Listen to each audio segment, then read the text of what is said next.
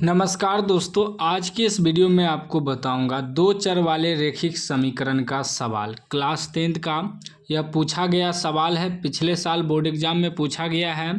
कह रहा है के किस मान के लिए निम्न रैखिक समीकरणों के युग्म के अपरिमित रूप से अनेक हल होंगे। समीकरण दिया है के एक्स प्लस 3y माइनस के माइनस 3 बराबर 0, 12x प्लस के वाई माइनस के बराबर 0। ठीक ना। यह समीकरण दिया हुआ है दो समीकरण। इसमें कह रहा है के का मान ज्ञात करने, जो कि अपरिमित रूप से अनेक हल होंगे। क्या है? ये दोनों समीकरण का हल जो है अनेक हल है और हमें के का मान निकालना है। ठीक ना। समीकरण क्या दिया है? के x plus 3y minus bracket में है के माइनस 3 बराबर 0। इसको मान लेंगे समीकरण एक। दूसरा समीकरण है 12x प्लस के वाई माइनस के बराबर 0। इसको मान लेंगे समीकरण 2। ठीक। अब देखिए, अपरिमित रूप से अनेक हल होंगे। अनेक हल कब होता है?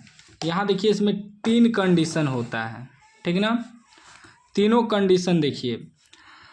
पहला है कि यदि a1/a2 बराबर नोट b1/b2 आ जाए तो वह प्रतिच्छेदी करती हुई रेखा होगा, केवल एक हल होगा, अद्वितीय। ठीक ना।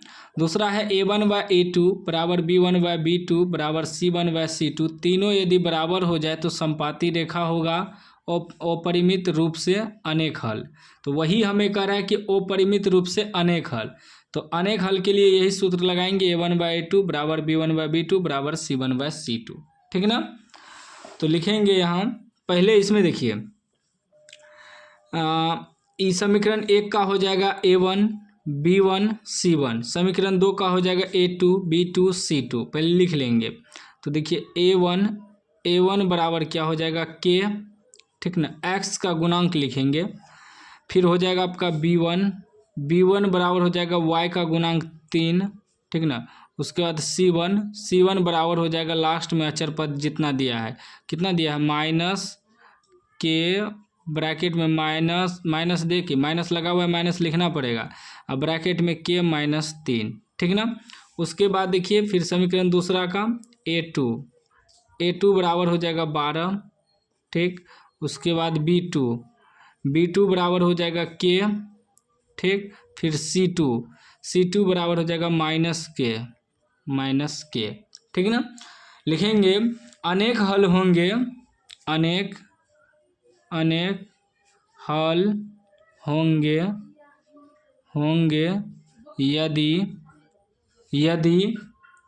यदि इस सूत्र बैठाएंगे, ये वाला, यदि a1/a2 बराबर b1/b2 बराबर c1/c2, तब ना होगा अपरिमित रूप से अनेक हल।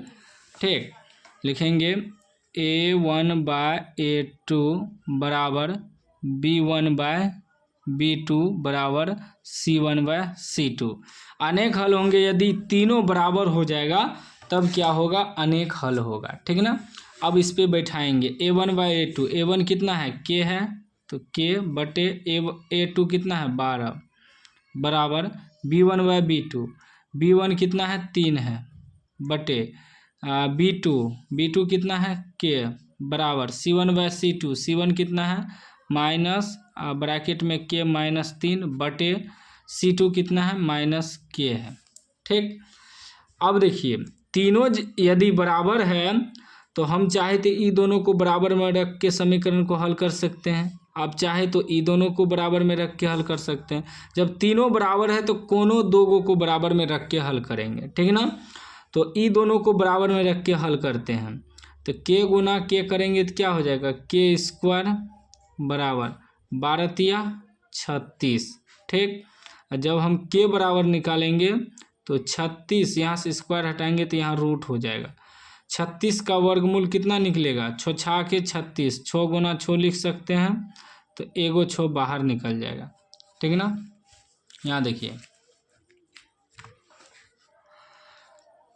के बराबर रूट अंदर 36 निकला, के बराबर 36 को 6 गुना 6 लिख सकते हैं अंडर रूट, 2 को 6 मिल के 1 6 बाहर निकल जाएगा। तो के का मान हमें कह रहा था निकालने ना, के का ही मान कह रहा था निकालने, तो के का मान क्या आ गया, 6 आ गया। ये आपका आंसर हो गया।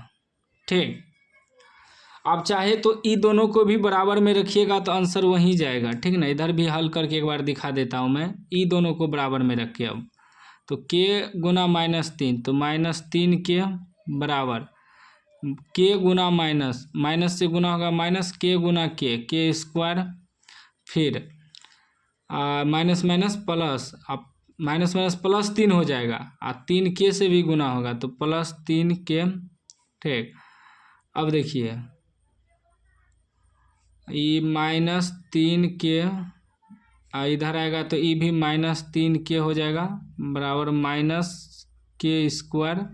ठीक ना, माइनस माइनस प्लस चिन्ह माइनस का, तो ये हो जाएगा -6 के बराबर -के स्क्वायर, माइनस माइनस कट गया, एगो के से के स्क्वायर कट जाएगा तो 6 बराबर क्या बचा, के। तो यहाँ भी देखिए के बराबर 6 निकला। तो दोनों को बराबर में रख के हल करिएगा तो आंसर वहीं जाएगा। ठीक ना, चाहे आप ई दोनों को बराबर में रख सकते हैं, ई दोनों को, क्योंकि तीनों बराबरे हैं ना, या दोनों को रख सकते हैं बराबर में, हल कर सकते हैं। तो इस प्रकार हल करना है, के का मान निकल जाएगा। बस आपको सूत्र याद रखना होगा, A1/A2 बराबर B1/B2 बराबर C1/C2 होता है अनेक हल हो तब। ठीक ना, तो उम्मीद है कि समझ गए होंगे। समझ गए तो लाइक कर दीजिए, चैनल को सब्सक्राइब कर दीजिए।